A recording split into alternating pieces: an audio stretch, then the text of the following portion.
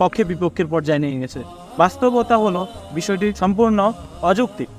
প্রকৃত মুক্তিযোদ্ধাদের নিয়ে কারোই কোনো সমস্যা নেই। আমরাও চাই প্রকৃত মুক্তিযোদ্ধারা যথাযথ সম্মান পাক রাষ্ট্রপক্ষের পক্ষ থেকে। কিন্তু সমস্যা হলো প্রকৃত মুক্তিযোদ্ধার নাম দিয়ে কিছু হাইব্রিড মুক্তিযোদ্ধা এবং গায়েবী মুক্তিযোদ্ধা জন্ম নিচ্ছে, দিন দিন বেড়েই চলেছে। সেখানে আমাদের সমস্যা, কারণ তাদের তোপের মুখে পড়ে প্রকৃত মুক্তিযোদ্ধারা গায়েব হয়ে যাচ্ছে, বিলীন হয়ে যাচ্ছে বানের পানির মতো।